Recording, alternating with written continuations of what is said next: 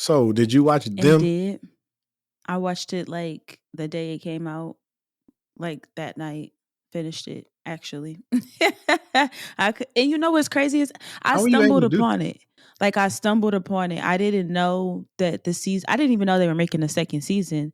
I think I was just scrolling through looking for something to watch and just popped it on and watched the whole thing. I was like obviously taking breaks and stuff, but I was definitely done by the next day. It was really good. But it wasn't as good as the first season, if I'm being See, honest. I posted that too. so I have not watched the first At season. all, it's so much. But you No, didn't but even. I You did you kinda finish the know. season? So, I did, but I felt like it was, and that makes sense that you said that. I haven't seen season 1, but from a person who I really, when I watched or listen to things, I really dissect it and break it down. From what I was hearing from the show and watching, I was like, it's still taking too long for them to show me what's the red-haired Mm-hmm. man's motive. And so I kinda got tired of figuring out what was going on, so I just started reading the description on Amazon and said, "Okay, this gonna be the episode that finally showed me." And so I skipped, like, 2 middle episodes. I skipped when, spoiler alert, everybody, but I skipped when, her foster mama died, and it was something else.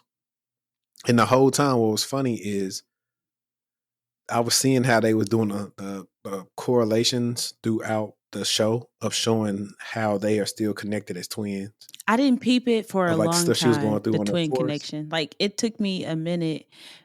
I knew that there was some relationship going on, but I absolutely didn't know that there was twins until it kind of got revealed. But the first season is so much better, but it play like once you watch the first season, you're gonna be like, wow, I didn't like the connection. I feel like for me, it had a lower rating just because it wasn't as good as the first season. The first season was off the chain, but the way that it connected to the first one at the end, like the very last episode, out that's 5 stars. It was good. Yeah, with the Yep. blackface I was man? talking to one of my friends. She actually said that exact thing. I had text her and was like, "Let me know when you finish this because I want to talk about it."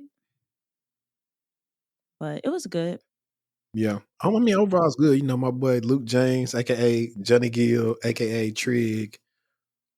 I don't even know what other stuff he played in, but he really did his thing in that role. He He showed some absolutely showed range. range, and he made me laugh, and he had me scared when he spoiler alert invited her to his house and was acting Mhm. crazy like that. And then once she get freaked out, he laughing, talking about, "Wow, you're really scared. Oh man, Wow, that was you're good. really Yeah, scared." Like, yeah. but what threw me for a loop was like when he went to the white people's house, and I guess they got him from the foster place and took him back and all that other stuff. Like, and also I don't understand why he killed the dude that was making drugs. I don't think his character had a whole ton of motive, like outside of No, it did have outside of him motive. wanting to be in. I mean, yes, the his trauma from a childhood for sure, but like in his adult life, he didn't live a bad life at all. No, so the people he typically went in, I think he did what he did was he went and killed people. One or two things: did him and his sister wrong, or if it was a twin and then the other one was gone or something. That's why he got the Mhm. little boy. So I just still don't know what the motive was about the guy, unless he feel like the guy did something to his You sister. know what really made me happy?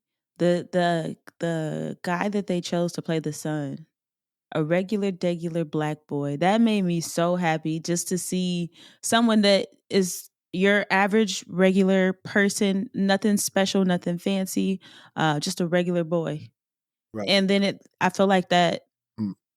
can have other people who are aspiring to be actors to fulfill that dream because it's a look. We know how Hollywood get down, and I just like to see that.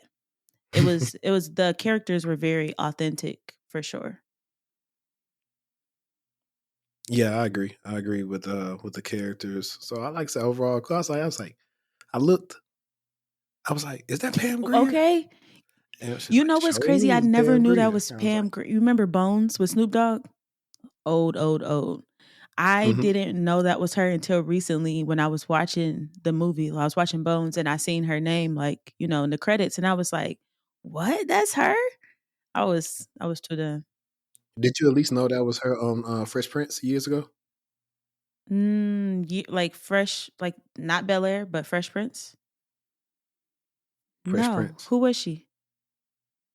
Do you remember Uncle Phil had this friend that Viv wasn't too Yes, I do fond of, remember.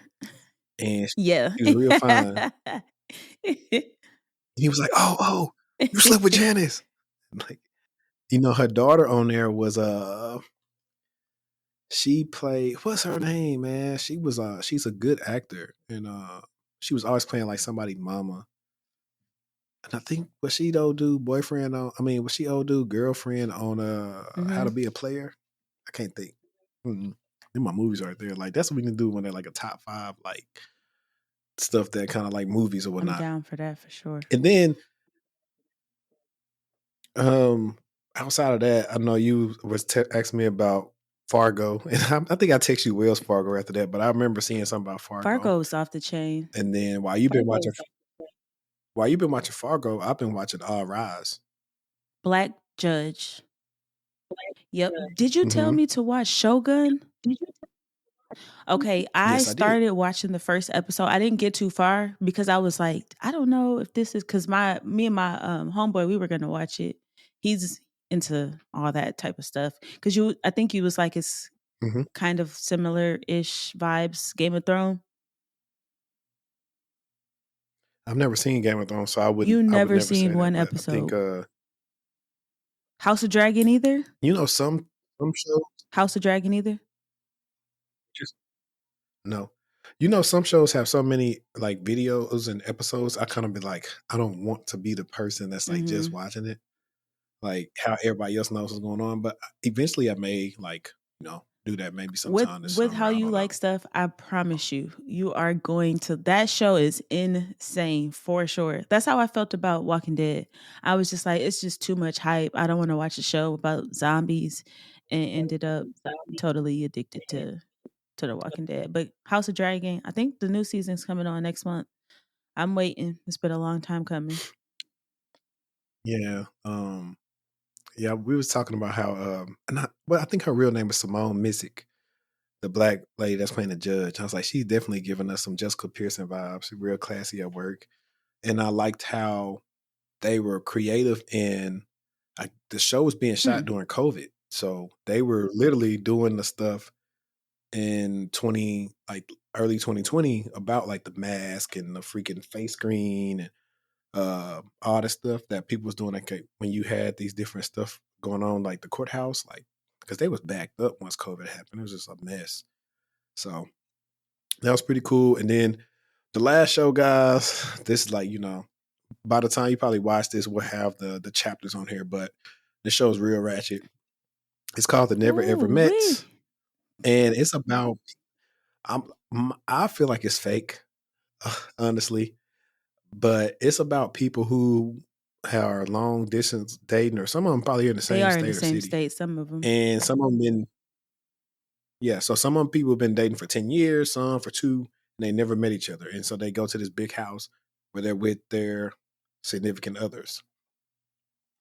Now it's episode, I think last week was episode 3, and yeah, so episode 4 actually drops tomorrow. So I'm definitely can't wait to watch that. I'm gonna text you Yeah, like, is you I'm caught caught up? up. I I think it's a can't lot of wait funny myself. stuff. And also, guys, all 3 episodes are actually on YouTube for free, so you can actually watch them for free on Yep. YouTube. But the last episode was funny. I think everybody like in the comments. So I go to their own YouTube channel often and find like they still post on there, and people were saying the same thing that we said about your boy. His name is not Aaron. Whatever Joanne or whatever her name is, because like everybody, I watched some review that's like, when we start calling this girl Jody? I'm Her name I'm wasn't looking always at Jody. gassed up now.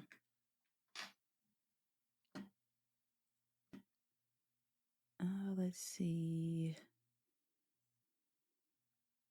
I don't particularly I like the show a lot. I don't know if I think it's like fake, but some of it definitely is giving like you're boring, you're here for a storyline a little bit for sure. Nah, some stuff just like funny to me. It's like one girl, like, well, the prettiest woman on there, we was like, this got to be fake because I know she can find somebody. Well, actually, both of them are paired together. Actually, both attractive individuals. So I'm just like, are y'all just here to be on TV? I don't like Chris. Then you I got want your him to boy go home Chris. immediate. I don't Why like you don't like Chris at all. Chris? When the first see, that's how people fool you. When the episode first started, I was all for Chris. I'm like, okay, he took her on the exact date that she said she wanted to go to, so he got 10 points for me. Then when they got back to the place and he trying to be cool in front of all the guys, like, yeah, we ain't dating, but y'all are. I ain't got no girlfriend. I don't They're like her. not Like dating. I just felt like I feel like he corny. That was corny. That was corny, especially because he had just I met don't them think. dudes. So I just felt like he was just trying to show out. Like it wasn't given genuine. I felt like he was being genuine on the date, and then he got around the guys and was just trying to act too macho for me. I don't think it's got around the ass. I think he saw Okay, your yeah, girl Jody caught his eye because they've burst. been cutting up. So yeah, that She don't have any she likes business him. with wait, you talking about Joanna. That's why. Probably the Joanna girl. Her Yeah. and Aaron needs to go home. Yeah, I'm not believing any of that. I'm not believing them. Well, you know, if he go home, Yep. she got to go home. Yep. Diamond and Aaron messy. They want to be in everybody's business. They how do you feel about this or who's the worst couple? Who's arguing the most? Who do you think is going to They, last? you know, they supposed to. They the oldest. They acting like they are the host of the show. Shay and Josh, I really like them. Millie and Greg, top two. Them two, they're my favorite two couples. Everybody, I, Sienna and Brandon. I feel like Shay got low self Why? esteem because she Can you with please Josh. go on? Not in a okay. Let me say it. Not in a way that you think I'm finna say. Josh has He do what 2 kids and she none, don't have and none. he had a baby on while they talking. Y'all been talking for 12 years, and he got a baby that's not even 2 or 2 months or whatever he said. It was a crazy time. So that's why I don't know if the show is real or not. Because it's just like I just think she got like low self esteem, but she really has a good But you see, personality. when she mentioned the baby, there was nothing like it was all good vibes for her. Because I was kind of checking to see how she was gonna bring up the fact that he had I mean, kids. what else can she say? I mean, people can be He salty. man, listen, he was a long distance. Long, I'm just be honest. Long distance relationships not real unless like you got military orders or something. Man, They're not real. you about to make them mad in the comments. They'll be all right. They know it's not real because this is two people. They doing whatever they want to do when they by themselves, and then when they together, they together. That's What do you literally think it. about? On top of him having a roommate, first of all, he had a woman roommate, so she can't be that dumb. Thank you. Yeah, Yeah, thank you. he said it was a woman roommate, and like, come on, what you expect? Wh- I don't care. Never mind. That'll be Patreon level like What do you content. think about Sure, you could say the person's on the other team, Sienna like men, women. and Brandon? Sienna needs to go Mm, home immediately. I Brandon too cannot believe nice. she called him a B word. If like completely unprovoked. Like absolutely unprovoked. And like he's the type of guy, and he did say that like on the last episode, like pretty much like after she said that, that rubbed him wrong. But I knew after she said that day, it was never gonna be. She always said in the first episode she don't really know if she liked him romantically, and you could Yeah, she tell. needs somebody that's from New York like her. No, she just it don't have to be what it is. It just needs somebody like, hey, you need to get it together. But at the same time, the show is so stupid because he literally could have just said, I didn't say anything negative about you.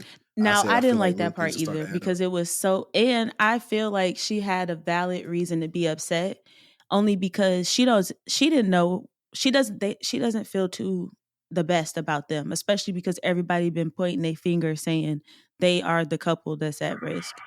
So I feel like Right. The whole thing with how she played that entire situation, it was not a good look. It was not a good look at all for him, because you were acting like you was talking about her in a malicious way. All you had to say was what you said. He- And as women say, I'm actually on the women's side. That was Absolutely, gaslighting. at his finest. At its quick, but he was so over her. That was because he had let her work him up before. So now he was like the boss in my court, essentially. But at the same time, I don't like how he didn't hold her accountable. I'm like, you asking me what I said, but you was down there talking to Greg, Yep. whatever his name is. So it's just like, why you even care? That was messy. So that was cool. But let's get into the episode, everybody. Welcome back to the TechTual Talk. I'm your host, HD, and we got our co-host with us tonight. Destiny. All right, it's episode 128. And I know y'all's listening to us. You know, we got the premiere right now. So if y'all watching them shows, y'all probably may be commenting or y'all like the shows. And we may talk about some other shows, but now we're gonna get into the meat and potatoes. We're getting the meat and potatoes of everything. But if you are watching us on YouTube, please subscribe, like, leave a comment. It don't cost you nothing to leave us a comment. Like I've been saying for a while, join the Patreon. We got some things we want to do with the platform. And if you're listening on Apple Podcasts or Spotify, you know what to do. Follow us, leave us a review, help us out in the podcast downloads and the analytics. But it's been a while since we seen you guys, and you know, recently this past week I dropped a video about if you worried about applying to that job, apply anyway. Because the worst thing they can tell you is no, and the best thing they can tell you is yes. That sums up the whole video. Oh, and also just always be open to opportunities. Those two things that should sum up the video. But you can check that video out as well. I made it just thinking about people and what they may be going through in a job search, because it's, you know, it's a weird time, Destiny. I had a consultation with a guy this morning. He's a veteran, and he just had some questions about like getting into the industry and stuff like that. And I was telling him, I was like, man, listen, I hate that job searching has become this strategic thing, especially when it comes to get to cybersecurity. I was doing the consultation in the parking lot of Target. I had worked out at LA Fitness. I was like, all right, I got the consultation at 11. And I was like, I remember back in the day, retail, applying to a job, going to find a manager and going to interview that way. I was like, in a perfect world, you could just go to whatever their corporate office is, find a manager, and go try to interview that way. But it's definitely like a game of charades and finesse. And I was like, I really hate that it's like that. It's a lot to go into, because I think I got some cool comments on YouTube as well about job requirements and all these different things. And I was telling people like, you know, unfortunately, this field ain't like being a doctor, lawyer, nurse, engineer. Well, not engineer, but architect or anything like that. Like, there's no board or certain things you got to do to be able to at least guarantee you get a job. It's the wild, wild west. And so you can look at it one or two ways. If they kind of put some strict requirements on it, like sometimes the government do that. Like, hey, you need a degree, you need this cert. If you, I mean, at least you got a shot at getting like that. But in the private sector, it ain't no telling. So I always tell people my way, not the only way. And that's why I love bringing people on the show that got different backgrounds on how they got in. So I could just say, like, hey, maybe try their way. If my way don't work, try their way and I see if have it a works. question there because you've been in the industry for a little bit. Mhm. And so I'm just kind of curious on how you feel the industry has changed in terms of jobs. So obviously post COVID things have absolutely changed. But I would say past 10 years, how do you feel like the hiring process or even just the job market, like how do you feel like the industry in terms of jobs has changed for the better or for the worst? Funny that you say that. Did you see that LinkedIn post I did where I quoted the older white man and he was talking about his mentees and some of his biases about hiring? I don't think so. So the way I feel about the market, it's very different. Where on one hand, back in my day, 2014, 2013, 2014, a lot of times you didn't directly go straight in security. A lot of us did start off in a help desk or a knock or something. And I tell people now, I say it's different now. If you position yourself the right way and maybe get some internships or something while you're in school, or even if you don't, you could possibly get in a cybersecurity role after graduating. Back then, it was more maybe experience heavy or you got the certs. It was kind of like right time and place. The market was different. It wasn't a lot of people that knew security. Like even the times I got screwed over at my old company 10 years ago, I was one of the people like that was qualified to do the roles because everybody didn't have a security plus. Everybody didn't want to get in cybersecurity. They didn't really know what was going on at the time. So I've seen like there are companies like shout out to Yahoo. They one of the best companies right now, especially when it comes to like want to actually hire entry level people, not really being so strict on their experiences based on they go off of what the applicant knows when they interview them.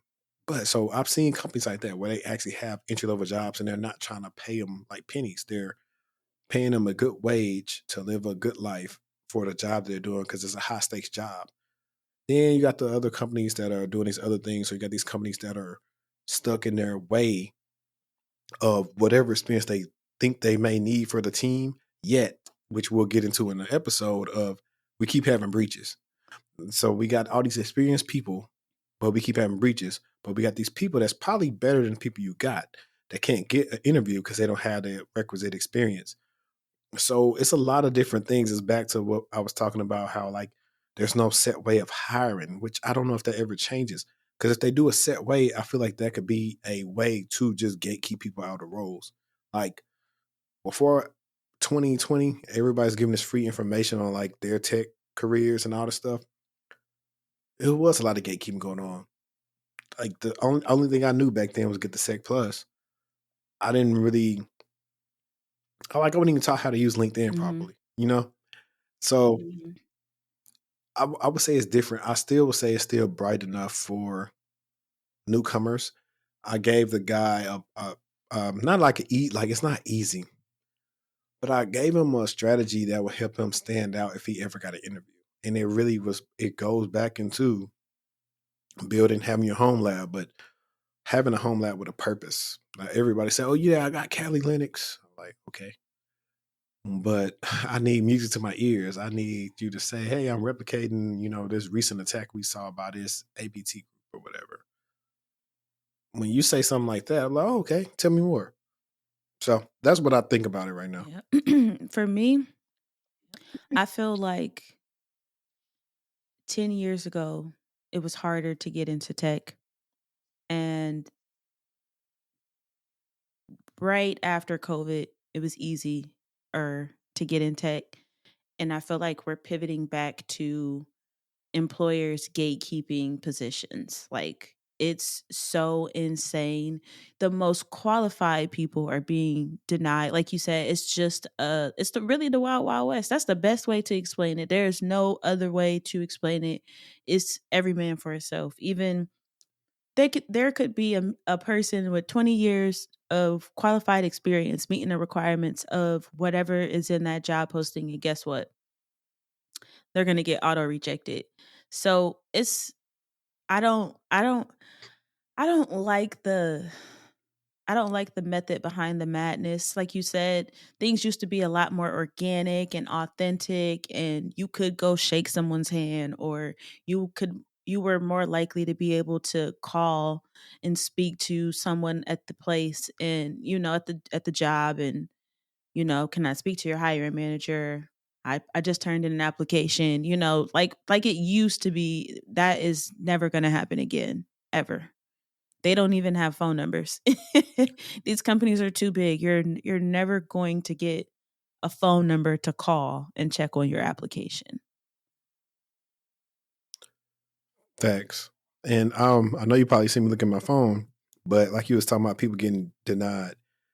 I'm looking at these job that I applied to where I applied at this particular day, 11:21 a.m. At 11:50, I was denied, So not even an hour later. and I was qualified. And they did the same thing twice. They Missing did the out on same thing so much twice. good So talent.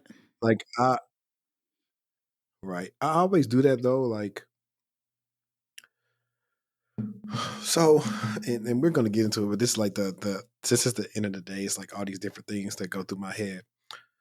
When certain jobs I want or things aren't going the way that I want them to in that moment, I take a step back and then I try to associate patterns with my life and my job search. And that's what kind of prompted me to make that video that I just made this week. Like it literally, I think she was going to get the girls, so they was out. I think they was like out like whole Sunday, and I was like, you know what, I'm gonna record something. And I just started thinking about it, and then I really started thinking like, what was going on in my life at that time that just had to work and it was right. It was like my when I was going to get the job, they reached out to me in June of 2021. My daughter was going to be born. Well, my second daughter was going to be born in September 2021, and it was like the pieces aligned how they were supposed to. And so right now, if you're still listening, it's like you're going through it and like it ain't working. But then slowly and surely, the pieces start aligning. It's like always been like that in my career. When I got laid off in February of 2018, I mean 2017. No, yeah, 2018. I got laid off months and months. Had companies ring around the rosy me and ghost me and tell me I'm hired, verbal offers, no, nothing official.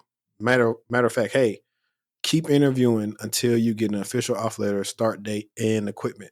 Never stop interviewing until you get that. If not, something can happen to you and you can squander some good opportunities. But March goes by. And my birthday's the end of March. So like just like we linked up for my birthday this past March, around that time, we all out downtown Dallas. I had just talked to Talent One on One and Texas Instruments. I was pretty much they was like, oh yeah, you're gonna get this sock lead role. So like a dummy, I'm out having a good time because I'm like, oh yeah, I'm gonna get this offer or whatever. Woo woo. Offer never came. Needless to say, April passes, but then May comes, and then May is when the floodgates start coming around. Atos hits me up. Hey, we want to offer you. Optiv calls me. Yo, we want to offer you. And then literally right after I got the Optiv offer, Hilton was hitting me up. They were trying to get me too. So it was just like it started falling, and like Optiv was like the right one. So it sucks when it's not going the way you want it to, but that's why I said in the videos, like sometimes the job you want is not the one you need. The job you need will come to you and it's gonna prepare you for like those next jobs. And Preach, it's I think all our lives preach, mirror preach, that, like preach. these patterns that we have to go through. And that's why sometimes you need either a friend or somebody's level headed. Sometimes you gotta look at the situation from like, 30,000 feet and kind of just look at it from afar. Like, okay, ebbs and flows. It's up, we down, we up, we down. Now it's time to go up again.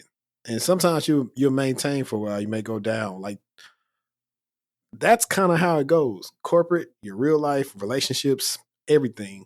So when you find yourself getting frustrated, take a step back and kind of just look at what's really happening. Yeah, that's some good advice for sure. And I mean, all of us, everyone has had job. Everyone who works in cyber has not loved every last one of their jobs. Okay, they might not even love their current job, but it's all about, to me, what can you learn, what can you gain, and how can you take this and move on to something else.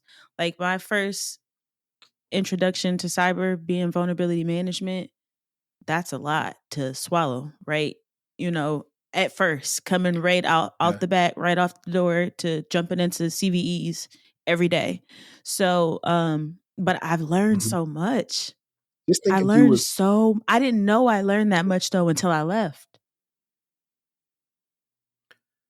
exactly. Just think if you were still doing vulnerability management though. These Man, last couple of weeks, when I tell you, have been crazy. Like the 0 days.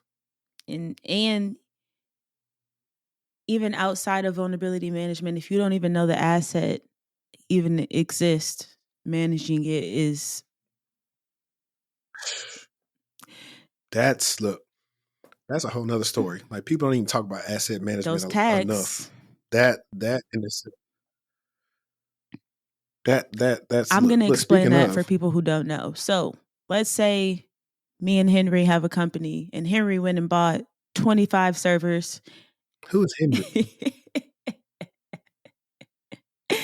And you went and bought 25 servers, right? And he never told me he bought those servers, so I never got those servers essentially attached to our vulnerability management solution. So while I'm checking the other 10 that I know of, I don't know that we have 25 more that could potentially have vulnerabilities on them. And so that's the concept behind it. And this happens like way more than you even think. A lot of the times people think things are decommissioned that aren't in fact decommissioned. Or they got renamed Yep. to the same thing. Or let's not even talk about physical assets that people like. We just dealt with something the other day. Well, it really wasn't on us. It was a physical security thing, but somebody stole some assets of the company. I guess they was disgruntled at work, but the machines were not imaged. They never been on a network, so it was like a low level threat. But like,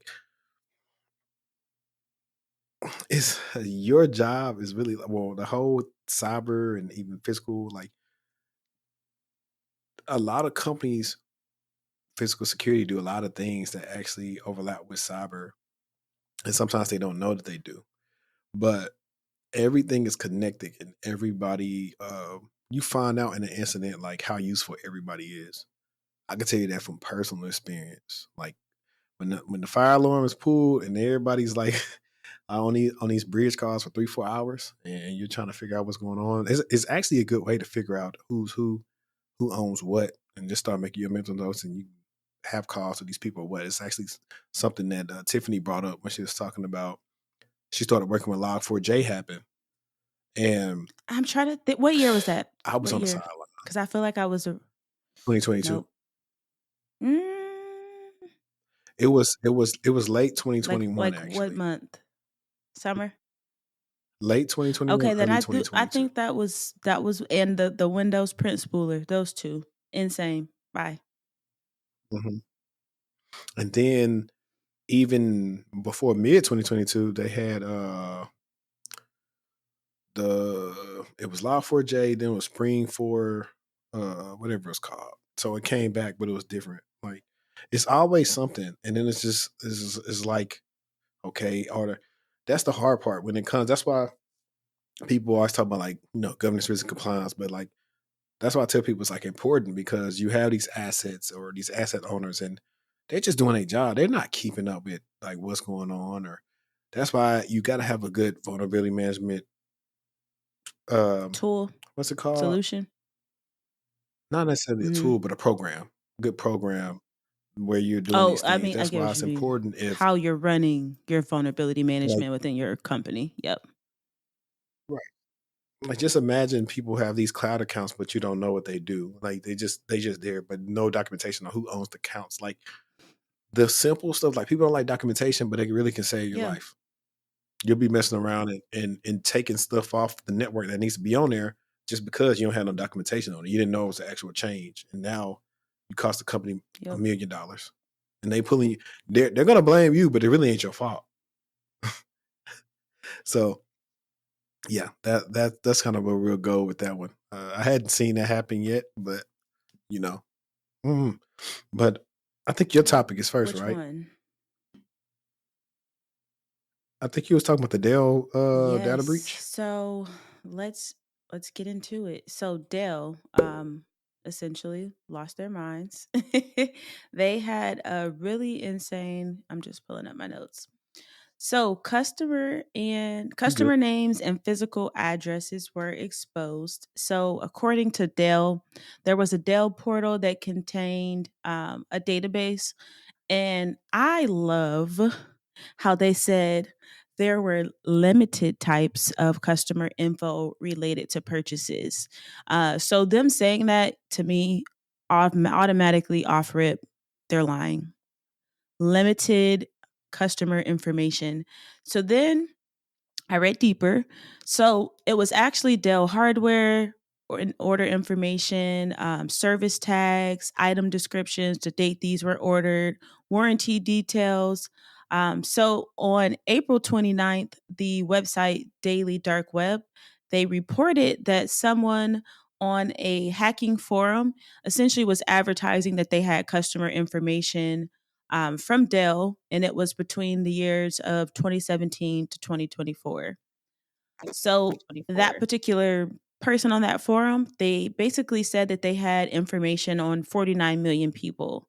And they said that it was, in fact, some personal information. So your name, your address, and so on. So the data that they claimed that they had essentially aligned with what Dell disclosed that was essentially stolen. But 49 million people, and what you have to say outside of that is, hashtagging limited types of customer info related to purchases. I don't know. I just feel like that's fishy the way that they worded it. What do you think about their wording in regards to that attack or breach? And what's also funny about Dell is, they were pretty much in some heat in social media about like, hey, we're not gonna promote you if you don't come into the office. Okay. You No. didn't see that? Like recently? I could find it. Uh-uh. Yeah. Let me see. It's not your employees' fault that you are still paying for these office spaces, especially if they're still performing. Like, it doesn't make sense to me. If you're performing well, why does it matter where you're at? Unless you have restrictions where you need to be in a certain location. Yeah, it's Dell workers can stay remote, but they're not going to be That's promoted. insane. So it's like a right, but that That type of culture, behavior, that work culture is insane. yeah. Well, I know some good people that work at Dell, and I think they stay in Austin. One of my friends. Speaking of, I'm glad I thought about that. I need to ask her when we are going to reshoot. But that type of culture lets me know, hey, we're Dell, and you should be happy to work for us. So you better come in. That's exactly what it gives. That's exactly what it I was gives. like, they need to realize, hey, Gateway was here with us, and then it was gone. Now, granted, Dell does more than just sell computers, but That's that's not a good people should just stance to like take, realize, hey, especially today. Um, you lose some good people. It's not uncommon for one company to lay off a ton of people and another company to go pick those people up in the bunch or the package or group or team that they were laid off on, to pick them all up and bring them to their side. So they'll get it together. Thank you. Change Healthcare hack using stolen Citrix account with no multi-factor authentication. Womp womp womp. So they actually did an update on April 30th. They said Change Healthcare Citrix credentials previously stolen by information stealing malware, and whoever their retainer is having a good time right now. They're making a lot of money off Change Healthcare, United Healthcare. United Healthcare confirms that Change Healthcare's network was breached by the Black Cat ransomware gang, who used stolen credentials to log into the company's Citrix remote access service, which did not have multi-factor authentication enabled. So this goes back to me earlier saying about how, because I made a post about this on LinkedIn and I may try to put it here, but this goes back to me talking about how even a novice would know, hey, something important like this, anything we log on onto the network needs to have multi-factor authentication. It needs to be federated. Period. Why they didn't have it like that, I do not know. Because it is sometimes where, because I don't know how, if Change Healthcare was always just that they own thing and then United bought them. So I do know the sucky part sometimes about mergers and acquisitions Drinking over that is trash. sometimes you take on Yep. all the bad stuff that they got going on with their environment, and it takes a while for them to get on the same thing that your company is doing. So this may be an issue where like it's not on United, but it is on United because that's still something dumb. But the United Health CEO Andrew Whitty's written testimony published ahead of a House of Energy and Commerce subcommittee hearing scheduled for tomorrow. So, of course, the attack happened in February 2024. This impacted a wide range of critical services used by healthcare providers across the U.S., including payment processing, prescription writing, and insurance claims, and caused financial damages estimated at 872 million. So that's really close to $1 billion. Now, it's much cheaper to just hire capable individuals, Right? don't you think? Right? This is always so. This is what we always talk about in cybersecurity when it comes to incidents: is not only the money that it costs you, but now your reputation. But the only thing that benefits insurance in this thing right now is insurance kind of got a monopoly on everybody. You're either going to use what Blue Cross Blue Shield, Aetna, United Healthcare, some other ones out there, but MetLife. Like some people got different things, but for the most part, they're like a big. I just thought about Kendrick Lamar, but I think it's like a big three or something. Destiny, can you look that up while I'm reading this? See if like what's the big three of like healthcare, or whatever. I got you. So that's typically what we see a lot of. Previously, the Black Cat ransomware gang claimed they had received a $22 million ransom payment from United Health, which was stolen from the affiliate who conducted the attack. Ran off on the plug Top twice. three. He started calling, I ain't Top calling three back. United Health Group, He said he dissed me on his last United album. Health Group, Cigna, and Elevance Health are the top three healthcare systems in the US. Yeah. So it's pretty much like what we got going on now when it comes to Verizon, AT&T, T-Mobile. Most of the time, you're going to be with one of those three, regardless of what you feel. There are some smaller ones that you could be with, but for the most part, no matter how many times they get hacked or all these other things, like they're going to be in business. They've Yep. made it that way.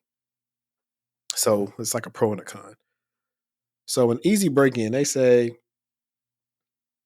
let's see, for the first time, the company is also officially confirmed that the ALPHV Black Cat ransomware operation was behind the attack.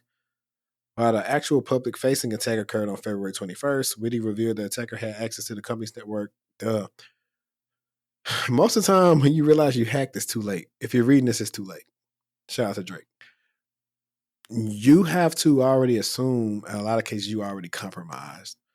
But for them to be in your environment for 10 days means that your alerting, your detections, everything Sucks. is bad. You didn't have anything else picking up on You know what's crazy is they unusual probably were activity. getting the signals. They probably weren't looking in that software or tool, at those alerts, which happens a ton.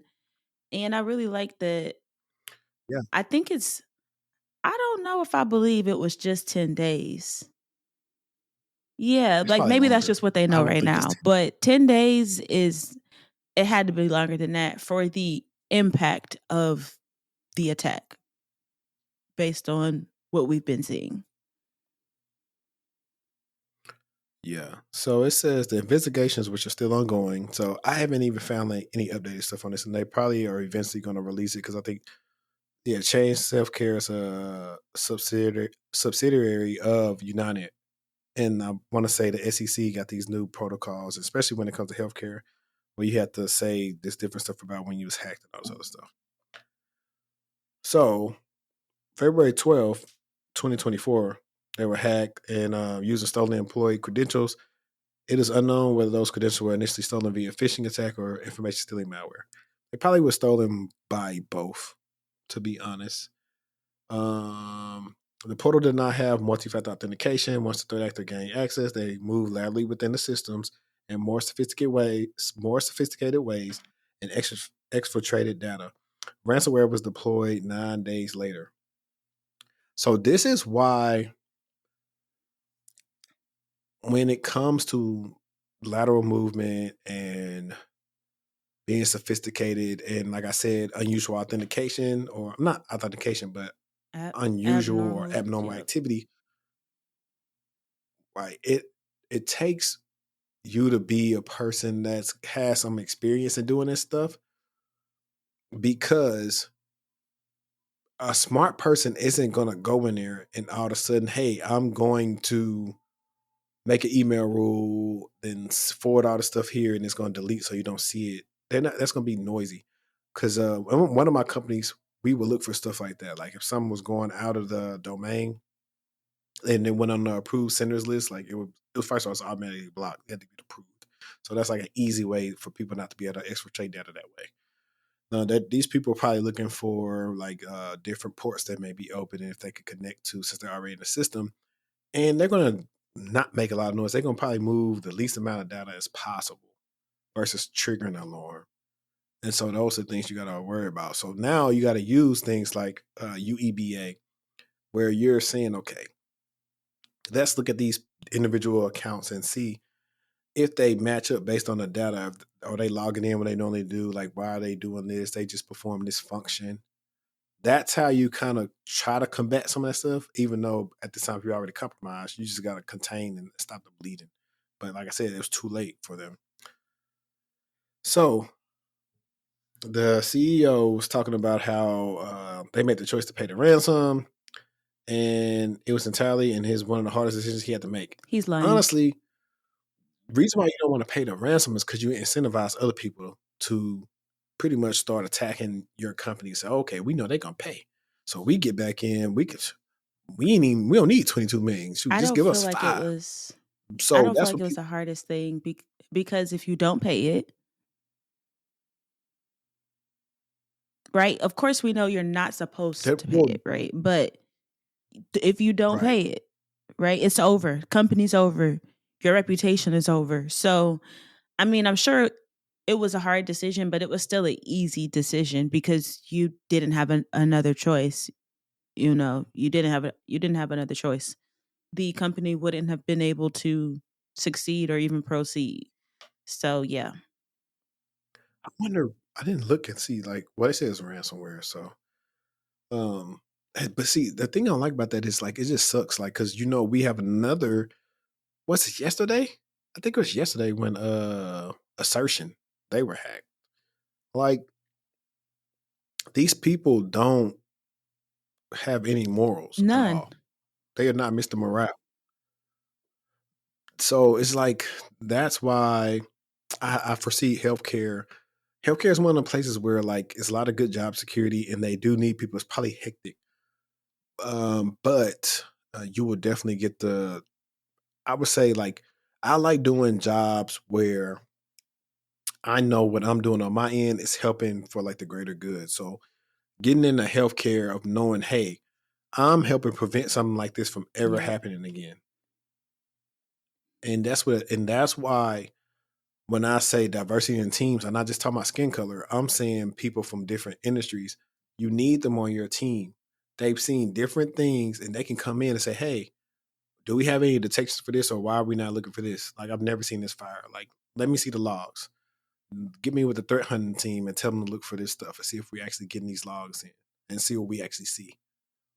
That's how you actually have a strong team. If you hire all the same type of people, you're going to miss some stuff. You definitely will. So that's why hiring actually needs to change too, from like what we were talking about earlier. And so following the attack, the organization IT team replaced thousands of laptops, rotated credentials, completely rebuilt, changed healthcare's data center network and core services in just a few weeks. With each stage, such a task would usually have taken several months. Translation, they just threw some stuff together just to get to the point where they can actually At conduct business. in all actuality, No data samples that leaked on I said in what you all say? actuality, yeah. Yeah. Although data samples that leaked online contain protected PHI and personally identifiable information, we notes that so far they have seen no evidence. But this is not the article I'm looking for. There's an article where he said about 1/3 of the people have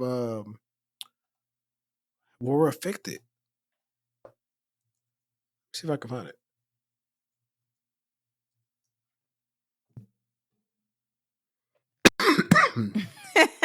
Somebody in the comments said, "I hope they save 872 million not deploying MFA on a public service. MFA sure can be pricey at a few dollars or free depending on implementation." I found the article. But that stuff be killing me, bro.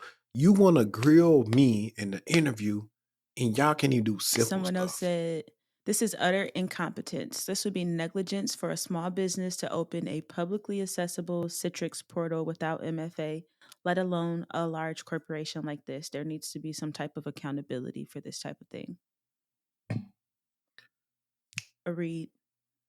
So I found an article. It says, let me zoom in on this thing.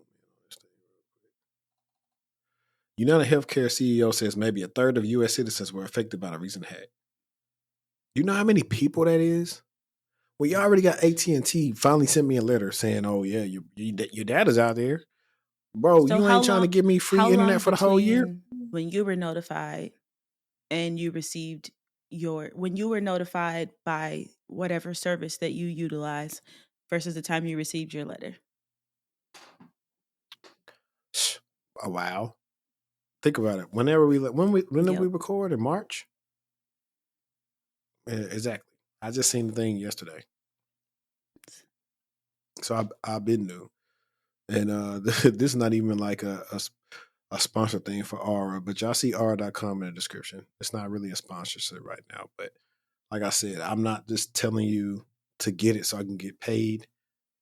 I'm telling you to get Aura because it's going to alert you faster based on that technology and all the other added benefits that they have with the service over relying on a company that only really wants your money in the long run to tell you some stuff. Because hey, think about it.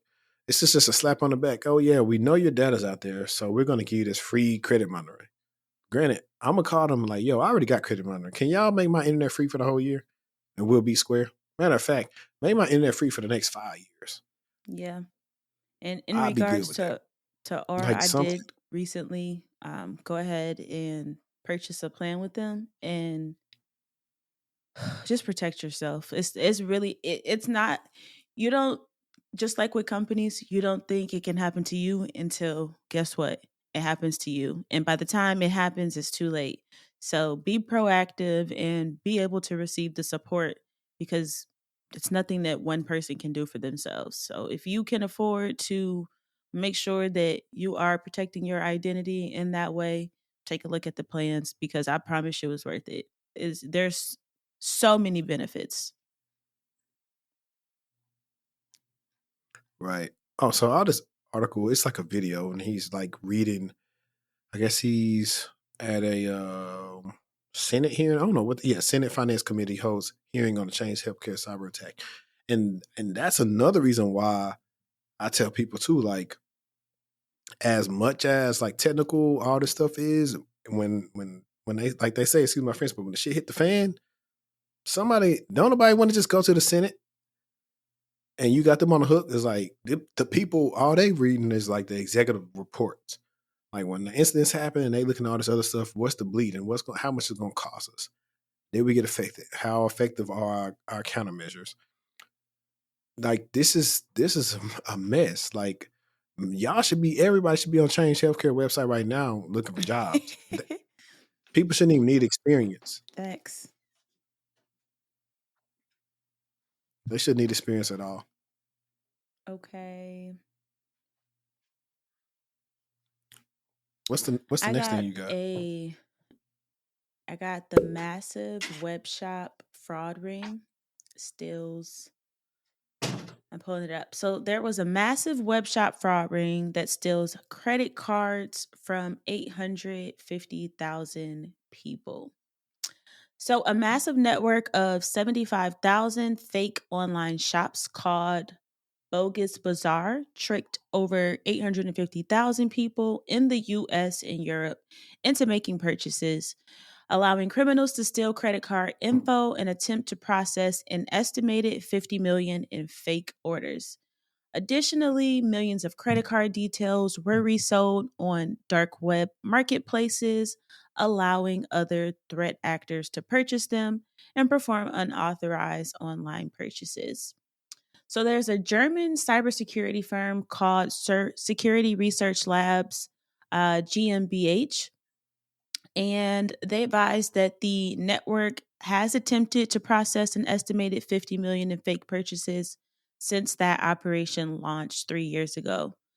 But you want to know what's interesting about this particular incident? Most of the victims are concentrated in the US and the western part of Europe. But there are virtually no victims from China, which is thought to be the base of that operation. So they basically created 750,000 fake websites or web shops since 2021, but they recently diminished to over 22,500. But they're hosting those shops on previously expired domains that have a good reputation with Google, and then they're pretending to sell shoes and clothes, of course, at very low prices. So those sites were created automatically and they have custom names, logos.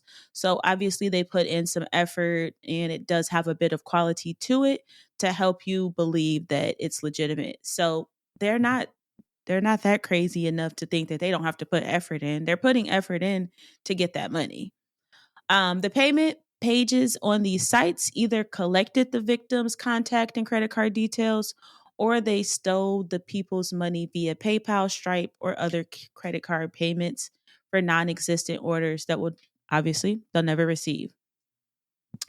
What else do we have here? I got one that I didn't put on here, and it was just to like let people know. This is kind of like a so we're talking about these different attacks, right? And if you stay in the know and you just bring up like what you had done to okay, one, of course, make MFA on the Citrix thing. Like Oh I'm just yeah, going back yeah. to the change Enable healthcare thing. MFA. Thank you. Two detections, but also what type of things could you do with MFA? Like worst case scenario, let's say an employee is compromised. Like how could you make sure nobody would log on from their machine on company's assets? And Revoke their there's a thing tokens. called conditional Yeah, I was gonna policies. say. I was gonna say What was revoke that? their tokens, but that is in line with conditional access policies because that's something you can always do as Yep. well. So, yep, immediately blocking Yeah, them it if makes it because they easier. in that circumstance, that account would have most likely not been at a low level of risk, so it would have triggered an alert because their risk was so high and then that would have triggered a conditional access policy to do whatever it was set to do. Yep. I actually want to talk about today's sponsor, ECA, Ellington Cyber Academy. If you're looking to get into cybersecurity, they can definitely help you out with that. Here's some of the things that they can offer you. They have a partnership with Splunk and Sentinel One, detailed hands-on training designed for professionals who want to understand just beyond the service level for SIM and SOAR. They specialize in SIM and SOAR technology stacks such as Splunk, Splunk ES, XOR, etc. Nice. Also, you'll be able to be in the program until you reach your end goal of a new job, career, or a better salary. They're also partnered with my company for our career, resume, and coaching services. And you'll get access to industry-leading professionals and hiring managers. And check this out. Currently, they have a special going on for the first 3 people who sign up for the month of May will get $1,000 off their payment for the Cyber Career Boost program. So that's ECA Academy, and the link will be in the description. I will dive into the Wichita ransomware attack. So the city of Wichita shuts down IT network after ransomware attack. So Wichita, if you don't know, largest city in Kansas, has a population of about 400,000 people, which ranks them among the top 50 largest cities in the US. So the city actually confirmed that they suffered an attack on Sunday, which their IT systems were encrypted with ransomware. So, in response, of course, they went ahead and shut down their network to prevent the spread of that ransomware to other devices. But they're not known, or it's unknown at this time if any data has been stolen. But of course, we know with those ransomware attacks that typically they are in those systems and exfiltrating some data to use to further their schemes to get the money. But basically, what they said was we completed a thorough review and assessment of this matter, including the potential impact. And they're basically saying that assessments of these type of incidents take time, which is true. They do need some time to perform their investigation. But of course, the city is, I'm sure, wanting to know what's going on. So the city states that their online payment systems for the city are shut down, including those paying for water bills and court citations and tickets. So I actually clicked on like another link that took me to like the city's website, and it's like a FAQ page on like what to do in the event that your water got shut off or your lights got shut off because you weren't able to make payment, which is like absolutely insane. And on the FAQ page, they're just like, bring proof of payment to the office and we'll make sure your water's turned back on. So just really thinking about the extent to which these type of situations can occur and impact your life. Your lights are off because you couldn't pay your bill because the system was down because of a ransomware attack. Or think about the any event that you have someone in your home who is ill and they need to be hooked up to some type of electronic device, but you don't have electricity or whatever it may be. So that's just insane to me. I want to see maybe like next video kind of what progresses with that investigation and what is uncovered because it just happened. So they don't have a ton of info at this time. Or if they do, they just haven't released it. I just want to know, why is everything but student loans getting hacked? That is, we're the hacktivists. Hey, Russia, I'll give you my account info. Hack Mahalia student loans. Like, that's all you gotta do. Like, they, hack it they and never really give them the want data all the back. money back. And they just throwing money out here into the atmosphere for things that have nothing to do with Americans. Right. I'm just like, all that money change healthcare. Y'all could have paid everybody loans off. No, seriously. Some. Seriously. But no, that's one of the ways. Like, companies, listen up. Y'all always want to know how y'all want to be able to keep good talent. Shoot, offer to pay some of their loans off. Some companies are doing this now where, like, they will, whatever you put in your 401k per year, they'll put that towards your student loans. Instead So of some 401k companies or are in doing that. addition? No, they're doing in Ooh, addition. It's a write-off for sign them. me up. Yeah. Yeah, look it up. Look it up. That might be something we talk about one day because we have some episodes coming up. I need to see my boy Eric coming in town. Maybe we can make it that be a 3-way episode. I don't know. But it's one of the episodes where we discuss this all the time when we talk about, like, when you're choosing your job and really to look at the company financials and figuring out, like, okay, if they ain't made money for 2-3 years, why should I come here? Because that could potentially That's mean they not making money and you might be laid off. it ain't nothing up. So, speaking of, like I said, it's the year of the hacks. I brought this up earlier, but Ascension Healthcare takes systems offline after cyber attack. Ascension is one of the largest private healthcare systems in the United States, and they took some systems offline to investigate what it describes as a cybersecurity event. As a major U.S. nonprofit health system, Ascension operates 140 hospitals and 40 senior care facilities across 19 states and Washington, D.C. It also employs 8,500 providers, has 35,000 affiliated providers, and 134,000 associates. In 2023, it reported a total revenue of $28.3 billion. A lot of money. So on Wednesday, May 8th, they detected unusual activity on select technology network systems, and they believed it to be a cybersecurity incident.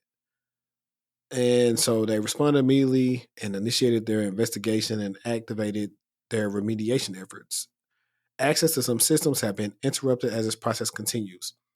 Now, I saw this on my Twitter timeline, but a medical doctor named Natalie Siriani said the cyber attack on the largest hospital system in the country today. No one knew where the forms were. Thank God we have a separate sign out with our PT meds. I don't even know what that means, but I'm just reading what she wrote. Nurses were writing them down from memory. This is a new reality. We need to be better prepared. The EMR was completely down. I don't know how many times I rounded today to make sure my patients got their meds or to check their vitals, but boy, did I get my steps in today. And so she said clinical operations disrupted.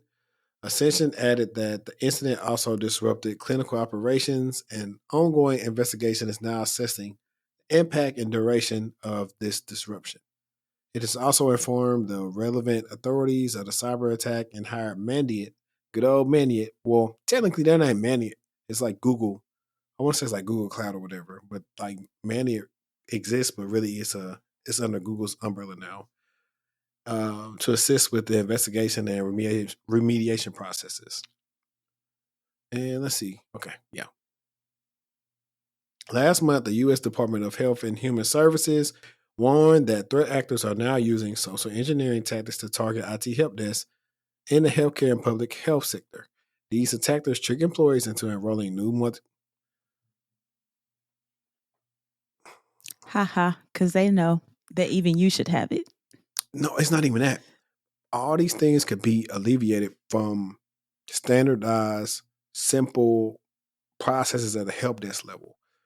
I remember working at a place and something similar happened where it was like something happened where a person called in like, yo, I don't remember. I got a prompt on recognize on my phone. And then I did some research. I saw that in a ticket, somebody got another device on there. I was like, that's odd to me.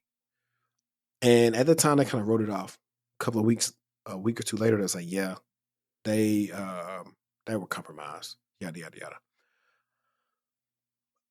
If you cannot verify, if the person can't verify who they are, and most companies they either use an SSO or they got some type of primary ID, there are some things they use to verify themselves in order to unenroll or enroll on MFA if they need the help desk help. Because if you technically don't need the help desk because you can do it on the on intranet if you're on the system. If not, they need to direct that person that's in person and say, hey, okay, well, we can't verify you, so have your manager send us a ticket or call us to get it done. It's literally all you got to do. Can please let me talk? Please let me talk about that because that's Go ahead. really what's happening, especially since the MGM thing. Companies are so scared to let their employees use MFA that they're making more work for themselves. A smart thing that you can do is like come up with an alias system for your employees. For example, I worked at a job where if we called the help desk, we had to give them our alias and not we only knew the alias. This wasn't an alias that was in the public work Right. directory or anything like that. It was to Like yourself. So let's say your my single sign alias on is number. yeah, let's say it's 4Q39. That's it. Let's just say that's my alias. So I call the help desk. I'm like, hey, this is me. I need to reset my password. To verify me, they're going to be like, of course, what's your name? But then they're going to be like, well, what's your alias? And if you don't got your alias, if you don't know your alias, I mean, they're not going to help you. But companies are so scared following that the MGM casino help desk breach incident that they're making all their employees call the help desk. So they've disabled the ability for their employees to reset their passwords because they want them to call the help desk because they want to verify their identity, but they don't have anything legitimate in place to really verify that identity. I can call and say that I'm you. You can call and say that you're me. Yeah, not only that,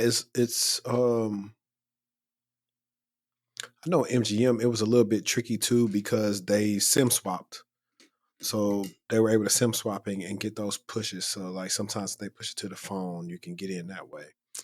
That's why the conditional access makes more sense in cases like that. You do have companies now that are moving away from doing the Passwords. MFA pushes because the MFA fatigue. So back in my day on the TSA network, they used the RSA tokens. And so what The you hard see ones. is there's nothing new under the sun. A lot of companies are going back to using these hardware tokens that are much more secure than you logging in and at 3 in the morning, like, man, what's hitting the button and somebody compromise you because you're just trying to go to sleep. Your thing keep on vibrating. So You know what's crazy is there's also with certain software, whatever you're using, that you can set up to receive a notification. Like through that MFA prompt, you can say, this wasn't me. yeah, This wasn't, but if you don't have it set up, or even if you do have it set up, where's that notification going to? Is it just going to your log or is an alert being created for someone to take a look at? yeah. And the best case scenario is an alert happens where it makes a ticket or it A goes ticket? into that Yep. to the sim to where now, what happened? And then that's when They start telling you, okay, we're going to check the proxy logs, we're going to check Okta, and we're going to see what's going on and why they said this wasn't them. Because sometimes you had the times like where we'll be looking at like somebody failed like MFA, but it's because like it was an Office app that they were using. It was just like trying to recycle. Then you start looking at it's like, okay, this is from a different phone, it's a different IP. They're not on a VPN, just not making sense. Like that's where it gets into, and that's when, like I said, I always say about 99.9856789.2% of cybersecurity is common sense. It's less of Absolutely. the technical stuff, but common sense will take you far. And so I know your last thing was talking about the Wichita thing. Um, really briefly, I will touch on. I don't even have to look at the article, but there was rumblings like an Intel broker was acting like they had some data from Zscaler. For y'all that don't know about Zscaler, Zscaler is a company that companies use pretty much that helps like proxy their traffic. It's, for example, like when you're on your company's internet or company's network, when you're searching stuff, Zscaler has like a designated like category, whatever their website is. If it's a malicious category or something like that, it's designated to be malicious, it'll block it. So it does that. Zscaler provides VPN. Zscaler provides like a lot of different services. It's like pretty much is a cloud provider. It's in the realm of kind of, I want to say like a lot of stuff that Cloudflare offers. I could be wrong, so somebody could fact check me on that. It's late. I've been up a while, but there were rumblings about like Cloudflare. I mean, I'm sorry. There were rumors that Zscaler had been hacked and that some of the customer information was out there, which is a big thing because if you're acting as a proxy and company's information is going through your company and you get breached, open the floodgates. There's so much stuff they can see. But that's not what actually happened. But Zscaler said the rumors are false. What they did notice is a test environment was like accessible to the public. However, it was not connected to their network at all. So no type of customer information or Zscaler like primary information was on there. So there is no real threat to that. So they pretty much put that to bed. But you can do scare tactics with anything. Just if you just have a reputable name, and it's kind of something we've been seeing in this beef the last month. If you got a reputable name and just say something, people gonna believe it until you prove it to be Yeah. false. So that's kind of how I wanted to like round that out. You see how I made that Zscaler stuff make sense to y'all? I know y'all been out there crit walking. I know y'all been out there, repping for y'all fake sets. I know what y'all been out there doing. You tweeters and deleters. But this next post really quick was, where is it? I thought I had it pulled up. And I thought it was pretty interesting. I saw it, and I need to follow this thing on Reddit. It's our layoffs, and it said laid off after 30 years. And the person said, I worked for a smaller law firm in Connecticut for the last 30 years as a legal assistant. We had a cyber attack on our system, and as a result, an extremely large amount of money was intercepted by Russian cyber criminals doing a real estate transaction. Now, I'm going to infer right here, I know exactly what happened. One or two things happened. The law firm was compromised, or the real estate people were compromised. And when the Russians got in, they figured out who was moving the money.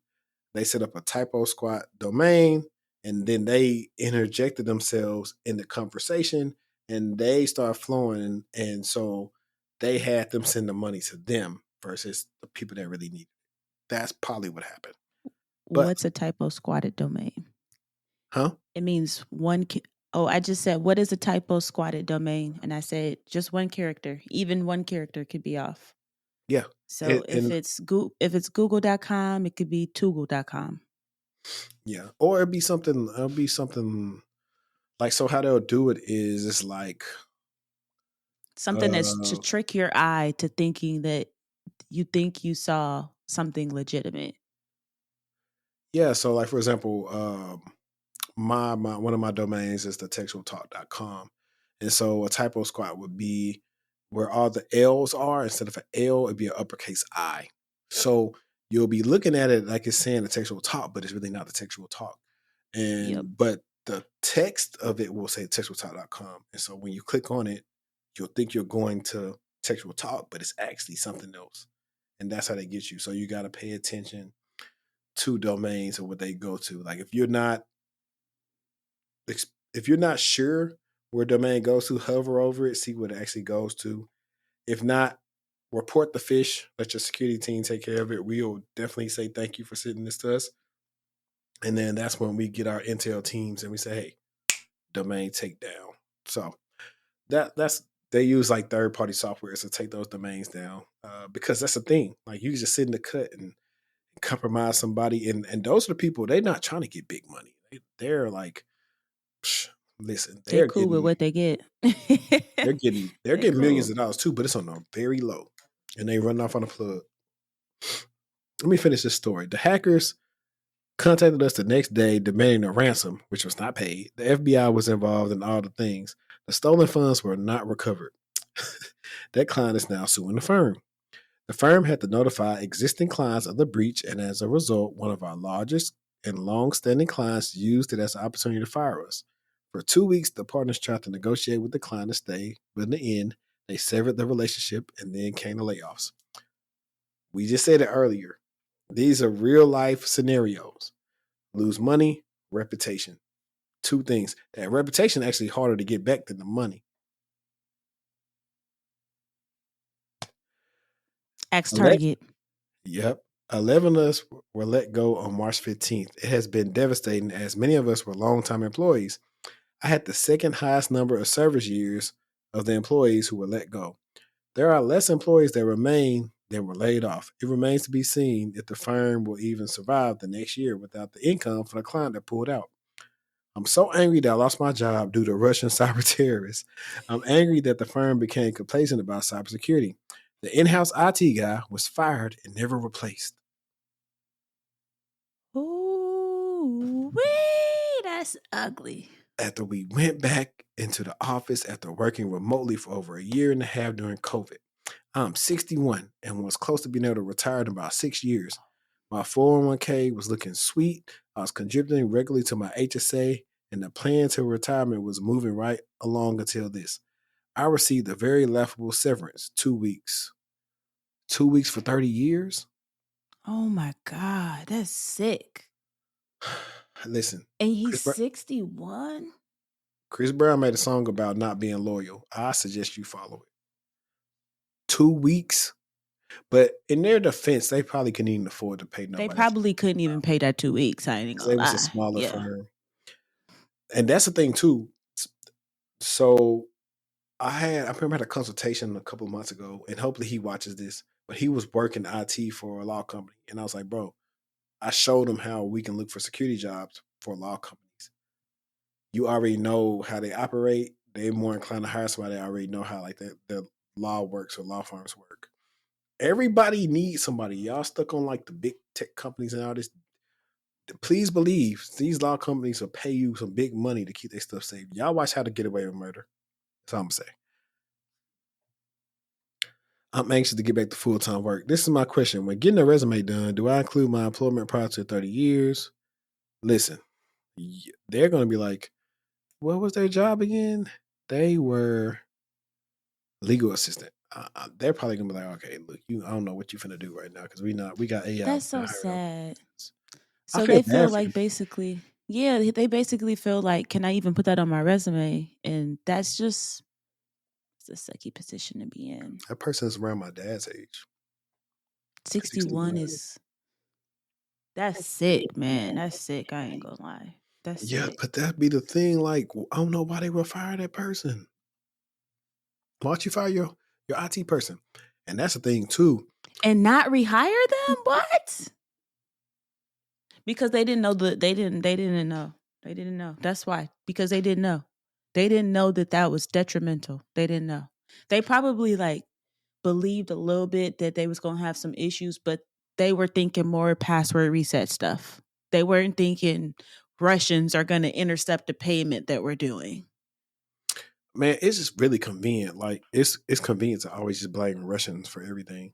But to be honest, It might not even been no Russians, but it sounds I'm cool. just when that was like the first sentence. Like, how did they know that was the Right. Russians? It just sounds cool to say the Russians did it, but it could be somebody in his boxers that did it. Like, that sucks though. But that's the thing. Like, people be so arrogant. That's your risk acceptance, and now you have to lose your biggest contract and lay people off. Not only lay people And off, your you lay reputation is people on off the that's been there for line. 30 years. And the words of my boy CJ Goodfellow, the game don't love nobody. Man, That's what I'm gonna tell you when it comes to stuff like that. The game don't love nobody. So that's why I tell you, hey, always be open to opportunities. I'm pretty sure that 61-year-old about 10 years ago, somebody said, hey, would you like to be an executive assistant at this financial company? Like, I see them people. Like, I work with those people at as my first financial company. Like, there was a right hand man to the top person there. If you want to get on their schedule, you have to reach out to him. you know what? The part that took me out. I'm sorry. Nobody was there for upgrades. That's all they needed right there. Hey Siri, That's all they needed. play Beyonce Upgrade You. Let's see if we play it. Upgrade You by Beyonce now playing on Apple Music. Side note, this is one of my favorite Beyonce songs. Really? I used to like the little video, the little dance she was in on I would. Upgrade You. It had to be the video. But I like the Yeah. song. Like, I Because like ain't the all video her black and white? Jay-Z songs, huh? Ain't it black and white? The video? No, you think about Dance for You. No. Where she was acting like Jay-Z in that chair? I thought that scene was in black and white. Or maybe I'm tripping. Oh no, you talking about And she maybe what had she got had him. on. It was sometimes when she was acting like Jay and then Jay pop out. Yeah, that's what you talking about. Yeah. But yeah, no, I like all these songs. So I say, don't be, shout out to the dream. Devices Unpatched is crazy for a year. Is that how are they even working? I really feel bad. A year? Yeah. Do you know how 61 crazy your laptop act if you don't update it after one update? 61. That's gonna be killing me. These people can't compete in the market anymore. Somebody said, can't help but wonder whether this in-house IT guy could have saved them from their own stupidity. He's lucky he was fired because they would have thrown him under the bus. That's facts. Actual factual. That business email compromises kicking their tails. Kicking their That'd be the tails. main thing in certain industries. Like, it's like if you know people in a industry where they handle like a lot of contracts and stuff like that. And I immediately really thought about Suits. I thought about Jessica Harvey and Mike and all them like having to deal with this, but they had like a real. I mean, they even got some stuff over on that IT guy, but like, man, that sucks. Let's share this one. So, guys, I'm going to play a TikTok for you guys about iOS. Well, it really is like what people who aren't technical think about Android and iOS. So, give me a second. Let me pull this up, and then I got to share the screen just so you can hear the audio. Did you know yet? Where are you? There you go. Let me share the screen. iOS or Android for you, and why? While you're pulling that up. After she talks.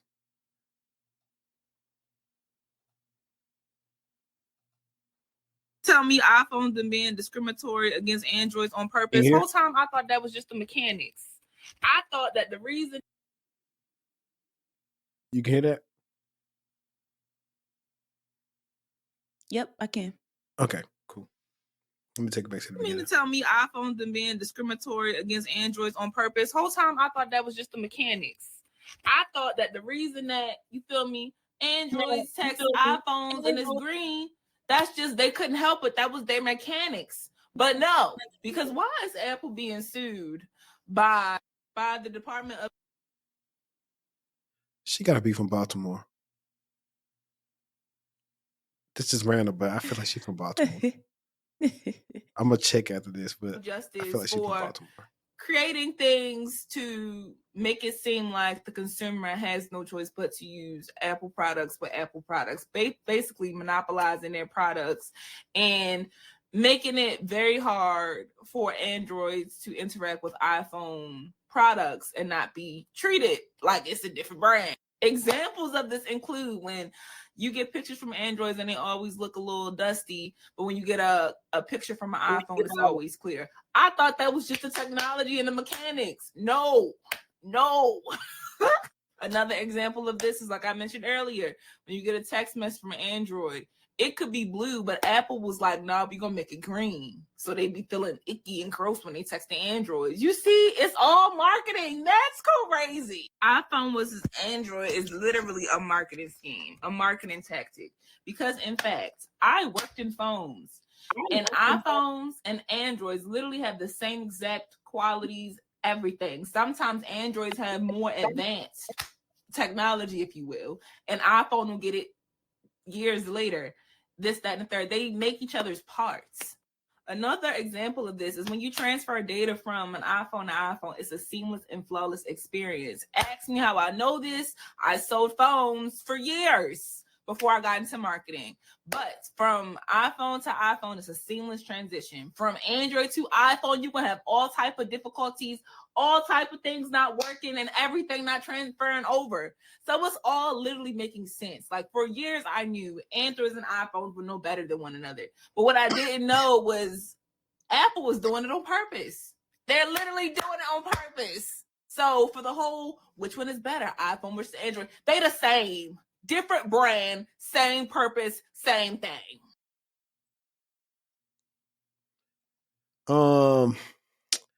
She must wasn't good at selling phones, because she didn't even know how to say, hey, the reason why it was green because Apple chose to SMS outside of iMessage, and Android got to the point way back in 2016, 2017, they adopted what is called RCS, which stands for, I believe, Rich Communications Systems. I could be wrong, but I've had 3 Google Pixels. And this allows you to do the same thing with iMessage.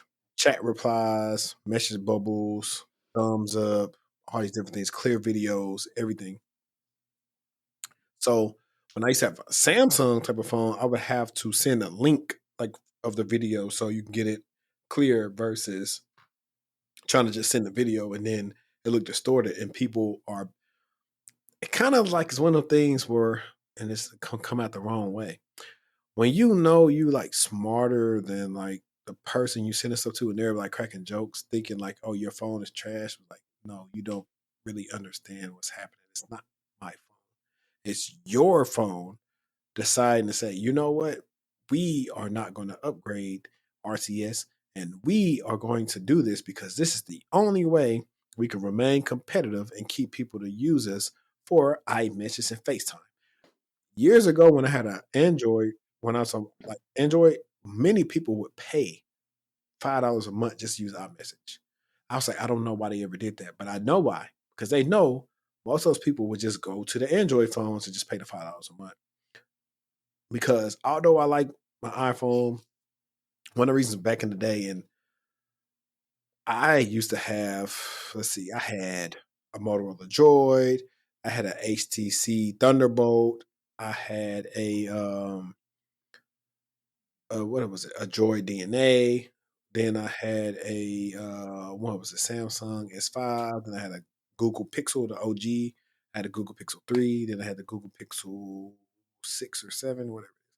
I had a ton of like Android phones. And of course, even this, so what y'all don't know about me is years ago in 2009, 2010, I wanted to be a phone reviewer. Every day I would get on Phone Dog and dude Noah at Phone Dog was pretty much reviewing the Android phone about every week. So I used to know like about the processors. I used to know about like of course, but back in that time it was like 3G, like all these different things. And so I used to want to do like all the different stuff. So back then I'm knowing like, okay, hey, Samsung had just came out. Their Galaxies, like they had different ones. It was like Samsung, like Captivate, I think it was like on AT&T. I don't know. People can go look this up, but Sprint, T-Mobile, Verizon, AT&T had all different type of Samsung Galaxy devices, and Samsung had its own version of Android called TouchWiz. HTC had its own version of Android called was it I think it was, I don't know if it was Sense. It wasn't Sense. It was something else. But HTC had its own version of Android. Motorola had its own version. So everybody had that was the beauty of Android. Android was open source, but it would let you put your own version of things on top of the software, which of course back then, about 4 to 5 months, Android would be running good. And after that, it wasn't optimized. But in the mid parts of going into like the late 2010s, that's when Android really started catching up operating system wise. And then I think globally, Android actually holds the market share versus iPhone because, truth be told, after Steve Jobs died, it ain't really been a lot of innovation from anything Apple, if we want to be totally honest. If we want to be honest, Yeah. when Apple implements RCS, you're going to see an exodus of people going to get Android phones because they'll be like, you I know, would do it. I'm not gonna lie, I would do it. Only reason I got it is for FaceTime and them blue messages. yeah, That's it. that's the only Because the reason. Android camera is killing iPhone. Yeah, now the front The facing front one camera, and the front one and the back one. now the front facing one not as good as the front facing one on the iPhone. Cause that's what one of the things Tavion did. He did the side by He did a side review. test. But I used to Okay. have it too, but like it just was always I love like my Google, like I tell people like right now if you're listening, I might just cut this up so it'd be a Google ad so maybe they can sponsor the show. But the Google Pixel, I would tell everybody it's like the Android iPhone. You get all the updates and it just works. It's really good, got the best camera ever. Like even back then, like the way it Is just that this uses, one? no, it's not the fold. The Google Pixel uses like machine learning AI to like really get good pictures. Like I gotta go find my thing, but I could show you some like pictures it took back in what is that 2017, 2018 when I had just got my like Google Pixel 2 or 3 and it's like, man, I love like the quality of this thing. Like it was like one of the first phones that had night mode. So Mm. we didn't got all topic and y'all didn't really see me nerd out about like phones. I used to go to like I went to school at LA Tech, Ruston, Louisiana. I would go in there and like kind of like challenge the people that sell the phones because I'm researching this stuff. I know this, and this. I know what type of at the time like before LTE came on Verizon, it was CDMA network, one of them networks that was I want to say like the military used for like these walkie talkies and all those communication things. So that's why like Verizon used to always have like a really good signal based on it was like old technology, but it used to work. And I used to do like all this stuff. That's what I want to do in school. I knew about all the phones, like all of them. I had a Okay, cousin. so Go ahead. iPhone or Android, and then when you pick that one, I got one more. Um, if you want me to be honest, Android, because even some stuff like when I use Opus clips, I gotta come to the computer. I can't download them or do them off of my iPhone. I know for a fact I'll be able to download them on Android. So like definitely Android. It's just I like it better, and the fact that everybody like the one thing I hated. I've been back in the Apple ecosystem since 2020, but I mean it was cool. Like your stuff could be blue. You can leave the voice notes and all that kind of stuff. But the individuality that I missed from having like my Android as my main phone, I miss it a lot.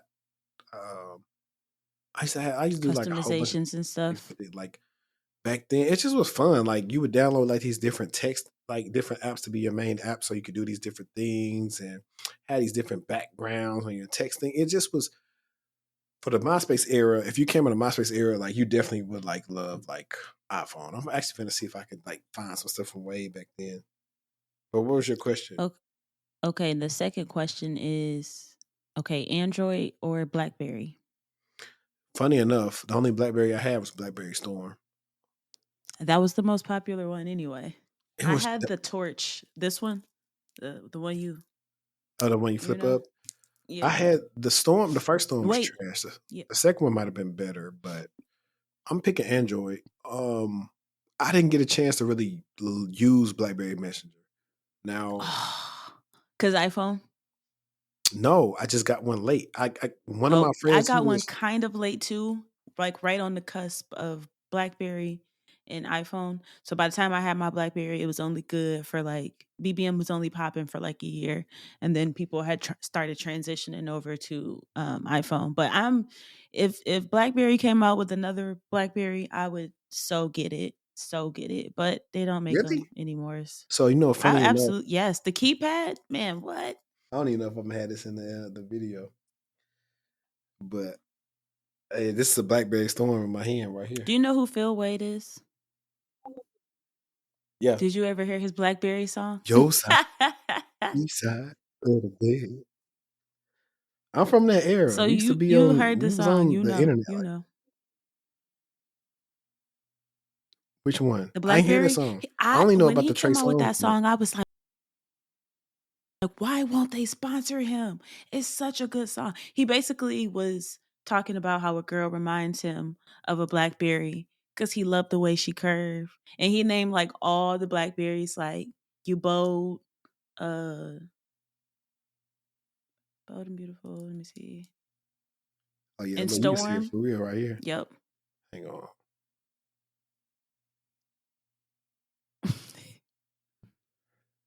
Like I said, It's the selfies, man. We done came a long way taking selfies. let me see now and then. Like so, the storm broke, and then that's when I had the jewelry. I used to take some. I don't even really take selfies no more. But I don't know who I used to think I was.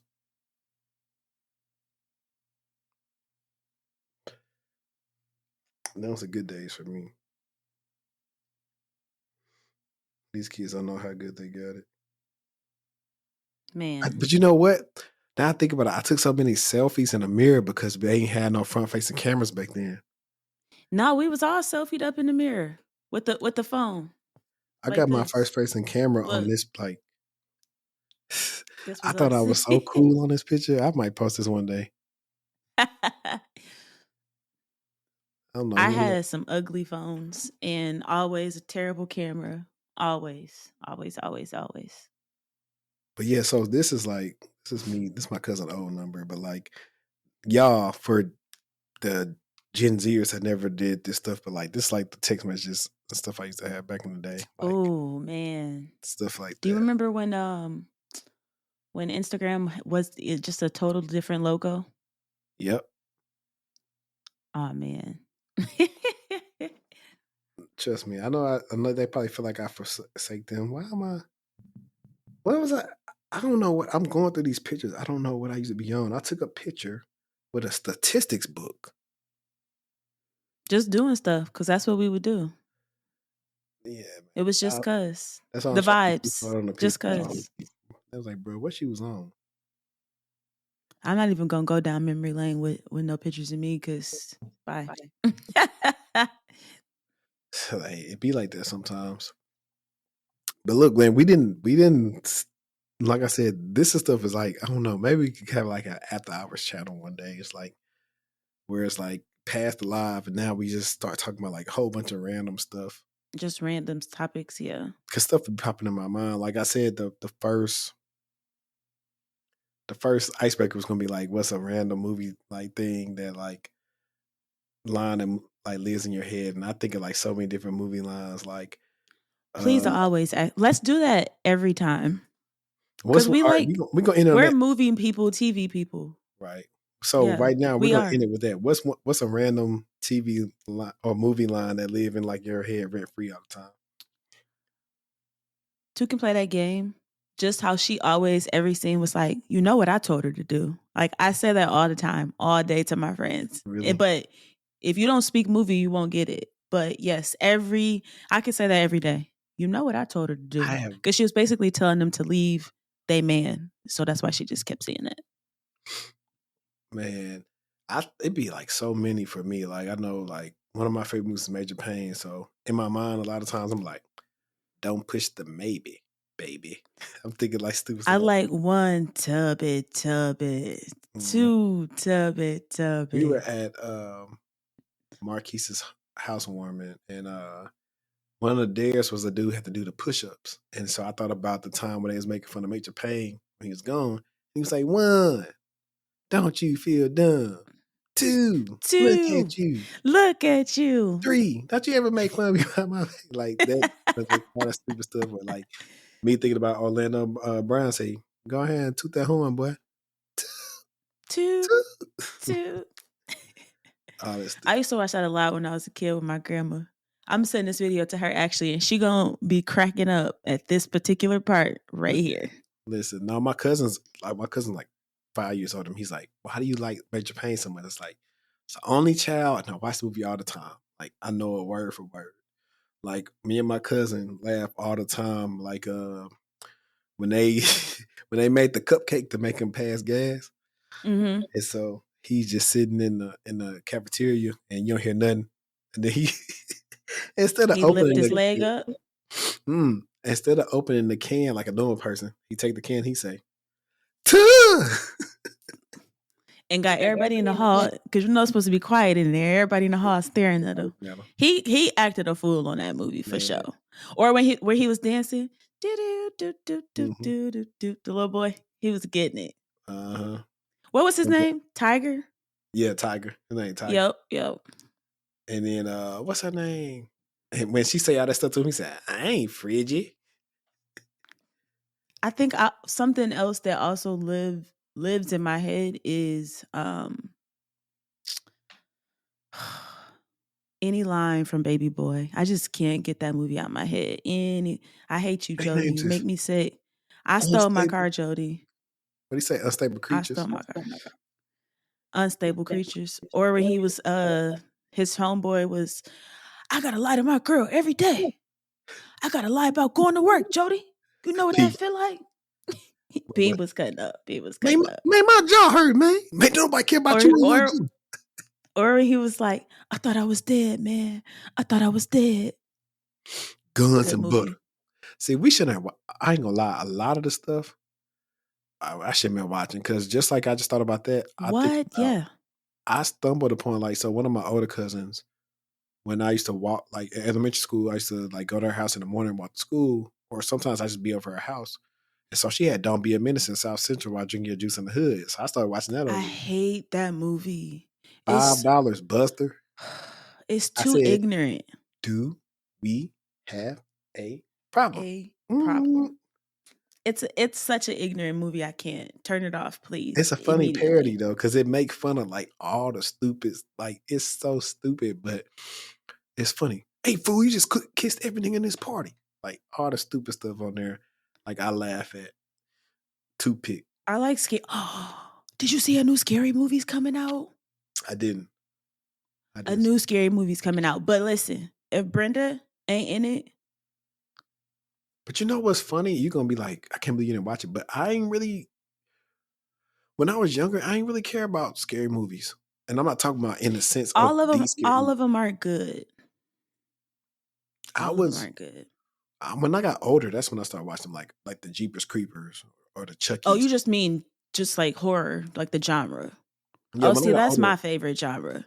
If you got any recommendations, leave them in the comments, because your girl likes scary stuff. So you like Insidious? That's absolutely in the movie theater screaming because it was suspenseful. It wasn't really scary. It was jump scares, but the movie itself was not scary. The scariest movie I ever saw, 13 Ghosts, and they remade that. Is that a show now? I don't know. In college, we went to everybody went to go see Insidious 3 in the theaters. Ain't nothing like seeing a scary movie with black people. That made me think about. We so dramatic. It made me think about Malibu's on Running. Run, girl, he gonna kill you. That's my movie right there too. Malibu on Wanted. Because I think about, this is a Christmas special from Uncle Ahmet, and then what's the other show? Somebody was talking about like what's the best goated like movie song, and a real one said, my boy was like, man, my boy Kevin G song on Mean Girls. I was like, that's facts. Mean Girls slap every time. Mean Girls gonna always get a good watch out of me. I don't care what time of day it is or what time of year. If it's on, I'm watching it. No, so if you because say She doesn't even go here. He doesn't even go here. Hey, listen, I always laugh at when old boy is singing Christina Aguilera and somebody throw the shoe at him, he pick it up and throw it back. Yo, I love that movie. Yo. Oh, you sucking MCs ain't got nothing on me. To my grace, to my lines, you can't touch Kevin G. That's stupid. But if you talk about movies, then when I got free time, the movie I watched like I ain't never seen before was Selena. Anything for Selena. That started by J-Lo. Selena. That started by J-Lo crush. J-Lo ate that roll up, but we gonna give her that. That's the only thing she done never ate up. She did good in The Mother. In that dress. She I mean, did she's a wonderful actress. No, she's no. I'm talking about musically. She's a wonderful actress. Singing. Man, J-Lo don't be singing. No, I'm talking about the music she be trying to get us to listen to today. It's a no for us. Be singing. Ashanti was singing a lot of them backgrounds. Ain't It Funny and all them, I'm Real. Them my jams right there. Ain't gonna lie. That's the next meetup. We doing karaoke. Now that would be fun. That would be fun.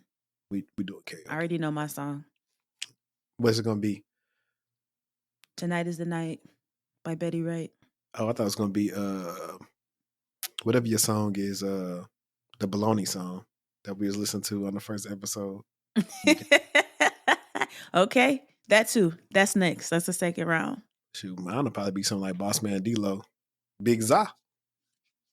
Nah, that would be fun. Let's put that in motion. It's getting warm. Nah, we can. I definitely gotta do it before I'm tied down, or it'll probably be like September or something. But nah, definitely. It's cool. I might bleed this part on the like extended version Patreon because they're like, right. Man, what are you talking about? So I'll figure out what I want to do with it. But I'm gonna do this. That's gonna let me know. What would you like to leave the audience with from this episode? Of like, I know like it's like a theme, like people are like probably laughing like all these different things we're covering. It's like, how many different ways can you be hacked? It's like, it's kind of nuanced, but in the root of all things, it's pretty much the same. I think I want to leave people with a positive note. So if you are someone watching this and you're trying to break into the industry, keep watching, keep commenting, make sure you're following some of the advice and guidance that, we're providing. But most importantly, make sure you connect with us on LinkedIn. We want to see and hear your success stories. Love seeing, the impact that the videos have on people who are, trying to break into the industry once they've landed that opportunity. That is what it's really all about. So I just want to leave everybody on a positive note. Be encouraged, keep going. If it don't make sense today, it'll make sense later down the line. And that's coming from someone who was just in your shoes. I don't even know what I want to say anymore. Like, I wish I could talk about the stuff I really know. What my boy on Power said, I'm gonna have to tell what I know. Zeke. But nah, man, I just hopefully hiring managers and directors and CISOs see these things and really understand, hey, you got some people out here that would love to work for your organization, that would love to do a good job for you guys, and they aren't getting that chance to actually succeed because they're being gatekept out of roles that you guys either need or you just want to be greedy with. If you're going to almost pay $1 billion well, you didn't pay $1 billion for the ransom. It almost cost you $1 billion by your systems being down. You do the math of just increasing your payroll by like $2 to $3 million. See how much money that saved you? So millions. Exactly. Hell, you can do 10 million. At this point, it really don't matter to me. But like, just do the right thing and give people a shot. They need it. Listen, if you need me, give me a call. What's that Prince song? What song? What's that Prince song? It's give me a call 777-9311. Give me a call and I got you. But no, I in like all that. seriousness, I appreciate y'all for rocking with us. If it's not the end of this year, by next year, we are going to do some live shows. So all the stuff that you got here and my Patreon people, y'all seeing the whole episode, that stuff will be on display, but in person. So y'all definitely don't want to miss that. But like I always say, until next time, let's stay textual and we out. Peace.